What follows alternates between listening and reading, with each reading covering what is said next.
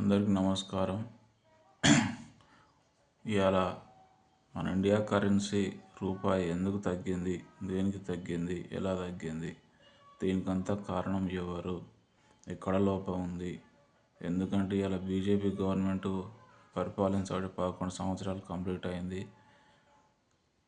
తొలుత BJP government రాకముందుకు Modi పెద్ద పెద్ద ప్రసంగాలు ప్రకటించిండు. నేను రూపాయిని పరుగులు పెట్టిస్తా, బుల్లెట్ ట్రైన్తో కన్నా ఫాస్ట్గా పరిగెత్తిస్తా, రూపాయి విలువ పెంచుతా అన్నాడు. ఆయన వచ్చి 11 సంవత్సరాలు అయింది. ఉన్న రూపాయి విలువ 37 రూపాయలు, ఆయన డౌన్ అయింది. కాంగ్రెస్ హయాంలో ఉన్నప్పుడు 52 రూపాయలు ఉన్న డాలర్ విలువ ఇవాళ 89 రూపాయలు, 90 రూపాయలకు పెరిగింది డాలర్ విలువ. రూపాయి విలువ ఎందుకు ఇంత పడిపోయింది?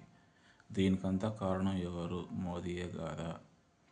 మోదీ యొక్క లొసుగుల వల్ల, మోదీ చేసే పరిపాలనల వల్ల రూపాయి విలువ మన వరల్డ్లో విలువ లేకుండా పోయింది. మన కరెన్సీ ఈయన చేసే పరిపాలన ఇంత మంచిగా ఉంది. ఈయన గొప్పతనం చూడండి.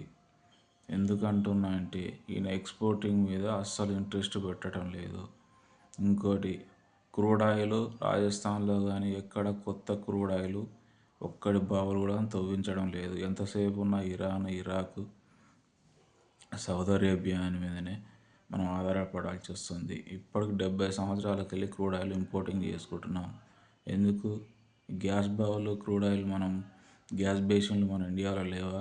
జియాలజిస్టులకు ఎందుకు పనిచేస్తారు చెప్తలేరు మీరు? మైనింగ్ శాఖ వారికి ఏం చేస్తారు? నిద్రపోతుందా? జీతాలు తీసుకుంటలేరా? వాళ్ళు ఎందుకు పని చేయట్లేదు? సర్వే చేయించండి. మొత్తం ఇష్టానుసారంగా ఉన్నాయి. ముఖ్యమైన గనులు చాలా ఉన్నాయి, సహజ వనరులు. జియాలజిస్టులకు పని చెప్పి రాజస్థాన్లో కానీ, బీహార్లో కానీ, అస్సాంలో కానీ, మధ్యప్రదేశ్లో కానీ విపరీతమైన ముడి సరుకులు ఉన్నాయి. అవన్నీ సర్వే చేయించి గ్యాస్ బేసిన్లు తవ్విస్తే మనకు పెట్రోల్ విపరీతమైన వస్తుంది కదా. ఇంపోర్టింగ్ ఉండొద్దు కదా, ఇంపోర్టింగ్ తగ్గించుకోవచ్చు కదా. తర్వాత ఇంకోటి, ఎక్స్పోర్టింగ్ అస్సలు చేస్తలేడు. పరిశ్రమలు కొత్తవి తీసుకొస్తలేడు. ఎంతసేపు ఉన్న అంబానీ, అదాని డబ్బా కొడితే దేశం ఒక్కటి అభివృద్ధి చెందదు. మామూలు జనాల వైపు కూడా చూడాలి. మామూలు జనాలకు కావాల్సిన వసతులన్నీ ఏర్పాటు చేయాలి. ఇవాళ రూపాయలు తగ్గడానికి కారణం అదే. ఇంకా ఉన్న శ్రీమంతులు మొత్తం బయట దేశాలకు వెళ్ళిపోతున్నారు. ఒక సంవత్సరానికి 4,500 మంది వెళ్ళిపోతున్నారు. ఎందుకు? మన దేశంలో రక్షణ లేదు కాబట్టి, శాంతి భద్రతలు కరువైనవి కాబట్టి వాళ్ళు దేశం విడిచి వెళ్ళిపోతూ ఉన్నారు. ఉన్న మొత్తం దేశం విడిచి వెళ్ళిపోతే దేశంలో ఎక్కడుంటుంది మనకు రక్షణ లేకుంటే? శ్రీమంతులు ఎలా ఉంటారు? పెట్టుబడులు ఎలా పెడతారు? పరిశ్రమలు ఎలా అభివృద్ధి చెందుతాయి? ఉపాధి ఎలా దొరుకుతుంది? గవర్నమెంట్ జాబులు 30 లక్షల సెంట్రల్ గవర్నమెంట్ జాబులు ఉన్నాయి. ఒక్క జాబ్ కూడా రిక్రూట్మెంట్ చేస్తలేరు. ఎందుకు? దీనికి ఏం చేస్తున్నారు మరి? ఎందుకు ఇంత మొద్దు నిద్రపోతుంది బీజేపీ గవర్నమెంట్? నేను హెచ్చరిస్తూ ఉన్నాను. బీజేపీ పరిపాలన చూస్తే శాంతి భద్రతలు కరువైపోయినాయి. ఎలక్షన్లు వస్తే బాంబు దాడులు, పాకిస్తాన్ మీద నిందలు వేయడం, ఇది కాదు మనం చేసేది. పాకిస్తాన్ మీద నిందలు వేసి తప్పించుకోవడం, కాల వెళ్ళబుచ్చుకోవడం, మభ్యపెట్టి జనాలను మభ్యపెట్టి ఓట్లు దండుకోవడం, అది గొప్పతనం కాదు. రాజకీయంలో గెలవడం, 21 రాష్ట్రాలను సంఖలు గుద్దుకోవడం కాదు. ఎన్ని రాష్ట్రాలను మనం డెవలప్ చేసాం, ఎంత డెవలప్ చేసాం, ఎంత ఉపాధి కల్పించాం, ఎన్ని పెట్టుబడులు పెట్టాం, ఎంత ఎక్స్పోర్టింగ్ చేస్తున్నాం, అది కావాలి మనకు. మన దేశం అభివృద్ధి చెందడానికి మూల లక్షణాలు అవి, మూల కారణాలు అవి. మన రూపాయలు ఎందుకు తగ్గింది? కొంచెమైనా సిగ్గు శరం తెచ్చుకోండి. నేను చెప్తా ఉన్నాను. పీకలేని ఆఫ్ఘనిస్తాన్ ఇలా 12 రూపాయలు ఉంది మన రూపాయి విలువ చూస్తే ఆఫ్ఘనిస్తాన్ కరెన్సీలో. ఎందుకు? వాళ్ళు చూస్తే మళ్ళీ తాలిబాన్లు, వాళ్ళకి పొట్ట సక్సెస్ రాదు వాళ్ళు. అసలు వాళ్ళు కరెన్సీ విలువను పెంచుకున్నారు. వాళ్ళనైనా కొంచెం చూసుకొని నేర్చుకోండి. ఎందుకు మాట్లాడుతున్నా అంటే మన యువతరం ఆలోచించాలి, ఎటు పోతుంది మన భారతదేశం అనేది. ఇలా ప్రతి ఒక్కరు బయట దేశానికి వెళ్ళి చదువుకుంటున్నారు. ఎందుకు? ఆ చదువులు మన దగ్గర లేవా? ఎందుకంటే మన దగ్గర ఫ్రీ విద్య లేదు కదా. బయట దేశం వెళ్ళి అక్కడ చదువుకుంటున్నారు. ఎంఎస్సీ చేసిన H1 వీసా మీద పోవాలంటే ఒక్కడు ఇవాళ 80 లక్షలు కట్టాల్సి వస్తుంది. అదే ఉపాధి మన దేశంలో దొరికితే మనం అక్కడ వెళ్ళాం కదా.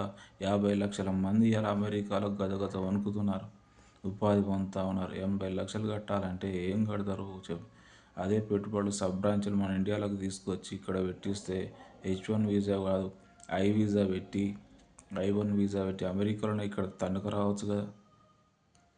ఎందుకు ఆలోచిస్తలేదు గవర్నమెంట్? దేనికి ఆలోచిస్తలేదు?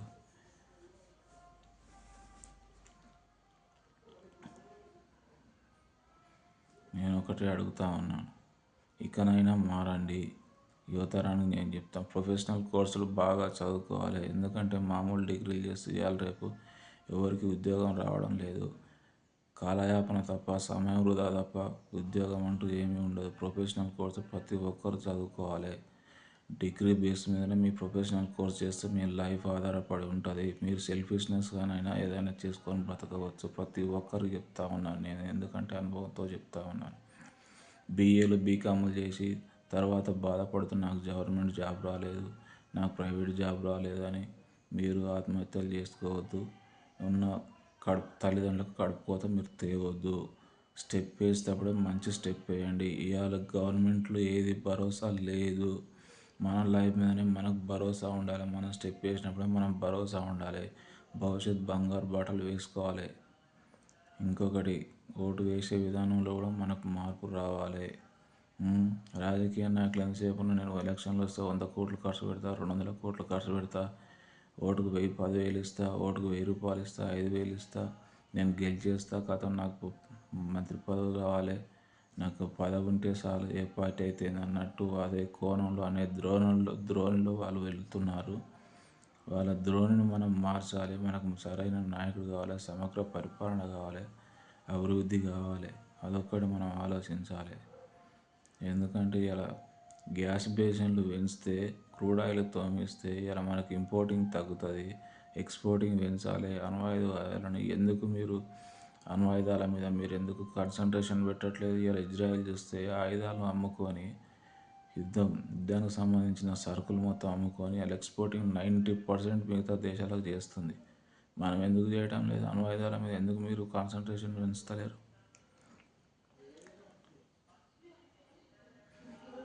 ఇలా పాకిస్తాన్ వస్తే నేను అణుబాంబులు వేస్తాను బెదిరిస్తూ ఉంది. పీకలేని పాకిస్తాన్ ఒక యూపీ అంత లేదు. ఇలా పాకిస్తాన్ బెదిరిస్తూ ఉంది. పాకిస్తాన్ ఎంటిక కూడా పీకలేదు ఇండియాది. ఒక్క 2 గంటల పాకిస్తాన్ తగలబెడతాం ఇండియా ఆర్మీని చూస్తే. ఇలా ఆర్మీకి మనకు కావాల్సింది 4 లక్షల రిక్రూట్మెంట్ కావాలి. ఎందుకు తీసుకుంటలేరు? ఆర్మీ పహల్గాం దాడి జరిగింది, దానికే కారణం. ఇక లొసుగులు ఉన్న ఆ లొసుగులు మొత్తం గమనించాలి గవర్నమెంట్. బ్యాంకింగ్ రిక్రూట్మెంట్ మొత్తం ఆగిపోయింది. ఎందుకు చేస్తలేరు బ్యాంకింగ్ రిక్రూట్మెంట్? బ్యాంకులు మొత్తం అనుసంధానం చేస్తున్నారు. ఎందుకు చేస్తున్నారు బ్యాంకులు మొత్తం అనుసంధానం? బ్యాంకింగ్ డెవలప్ చేసేది పోయి బ్యాంకింగ్ వ్యవస్థను ఇంకా దీన స్థితికి తీసుకొస్తున్నారు. ఎందుకు? దేనికి? దీనంతా కారణం ఏంటి? మీ బలహీనతనే కదా.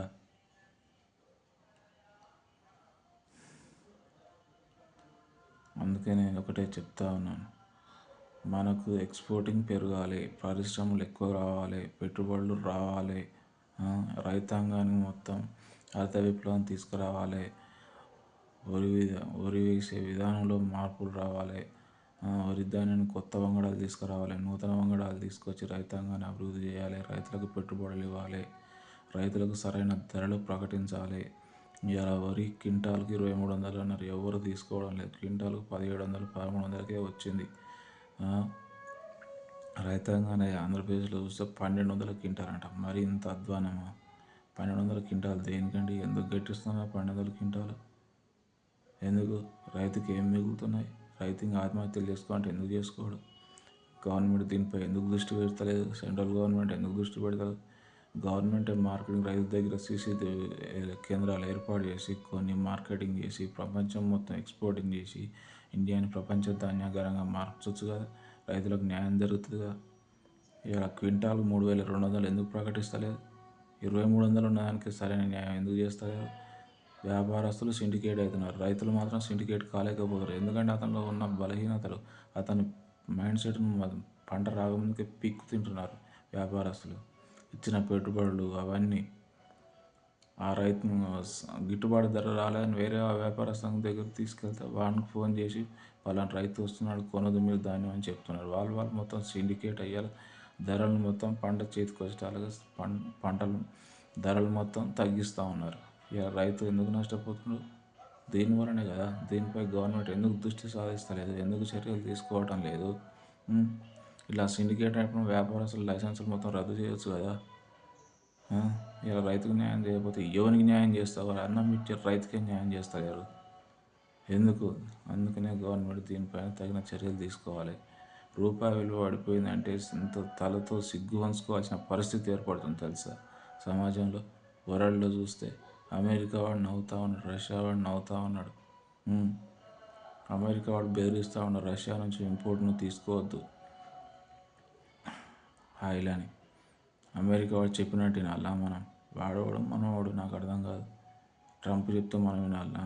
ట్రంప్ చెప్తే మనం సంసారం చేయాలా? ట్రంప్ చెప్తే మనం వినాల్సిన పరిస్థితి. ట్రంప్ ఏమంటున్నాడు? పహల్గామ్ నేను చెప్పడం వల్ల యుద్ధం ఆపేసారని చెప్తా ఉన్నాడు. వాడు క్రెడిట్ దక్కించుకుంటున్నాడు. వీళ్ళిద్దరి మధ్యలో అయితే మూడవ సంధానం వాడింది ఆనిపెత్తానం ఏంది నాకు అర్థం కాదు. Exporting పెరగాల main. పరిశ్రమలపైన దృష్టి సాధించండి, యువతకు ఉపాధి కల్పించండి, వైద్య విధానంలో మార్పులు తీసుకురండి. కార్పొరేట్ల దోపిడీ ఎక్కువైపోతుంది హాస్పిటల్ అది. దానికి ఒక చట్టం తీసుకొచ్చి లిమిట్ ప్రతి హార్ట్ పేషెంట్కి ఇంత అని ఒక పరిమితమైన రేట్లు పెట్టండి. ప్రైవేట్ హాస్పిటల్లకు విపరీతమైన పర్మిషన్లు ఇస్తున్నారు లంచాలకు ఆశపడి. ప్రైవేట్ హాస్పిటల్ పుట్టగొడుగులా పుట్టుకొస్తున్నాయి. వాటికి ఒక హద్దు పెట్టండి. ప్రైవేట్ స్కూళ్ళు కానీ ప్రైవేట్ వ్యాపారం ఎక్కువైపోయింది. పేదవాడు చదువుకోవాలంటే చదువుకోలేకపోతా ఉన్నాడు. ఒక డాక్టర్ కాలేకపోతున్నాడు, ఒక ఇంజనీరింగ్ కాలేకపోతా ఉన్నాడు. ఎక్కడుందని న్యాయం? పేదవాడు చదువుకొని ఉద్యోగస్తులు కావాలి, ఉన్నత స్థానానికి చేరాలంటే ఎలా చేరుతాడు చెప్పండి? అందుకనే మనం ఎన్నుకునే విధానంలో మార్పు కావాలి. Thank you.